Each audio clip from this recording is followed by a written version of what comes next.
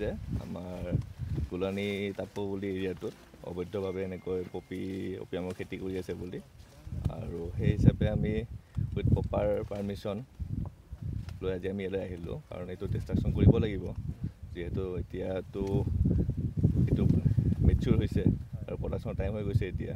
তো তাৰ আগতে আমি খবৰটো পালোঁ আৰু সেই হিচাপে আমি গোটেই টিম লৈ আহিলোঁ। আমাৰ লগত মেজিষ্ট্ৰেট ছাৰ আছে, আমাৰ লগত এক্সাইজৰ মানুহ আছে, আমাৰ লগত এগ্ৰিকালচাৰ ডিপাৰ্টমেণ্টৰ মেডাম আহিছে। চ' গোটেইকেইজনে আহি কিনে উইথ প্ৰপাৰ অথৰিটি আমি ডিষ্ট্ৰাকশ্যন কৰিম ইয়াতে। এই খেতিটো বৈধ নে অবৈধ? এইটোতো এতিয়ালৈকে জনামতে মাটিখিনি অনাৰ মণ্ডলে যিটো ক'লে চৰকাৰী মাটি বুলি ক'লে এতিয়ালৈকে, আৰু অবৈধ খেতি আমাৰ, কাৰণ যোনটো পাৰ্মিশ্যন আছে আমাৰ অসমতো নাই। মধ্যপ্ৰদেশ আৰু ৰাজস্থানৰ বৰ্ডাৰ এৰিয়াত আছে পাৰ্মিশ্যনটো, কিন্তু আমাৰ অসমত এনেকৈ কাল্টিভেশ্যনৰ পাৰ্মিশ্যন নাই। আৰু ইয়াতে যোনে কৰি এইটো অবৈধভাৱে কৰিছে। কিমান বিঘা? ইয়াতে আমি যিমানখিনি এতিয়ালৈ গম পাইছোঁ 8-10 বিঘামান হ'ব, আৰু এটা জেগাই নহয় আৰু দুটা জেগাত আছে। আমি তাতো যাম, তাতো ডিষ্ট্ৰাকশ্যন কৰিম। ইয়াৰ পূৰ্বে এই খেতি কৰা হৈছিল নেকি এই অঞ্চলত?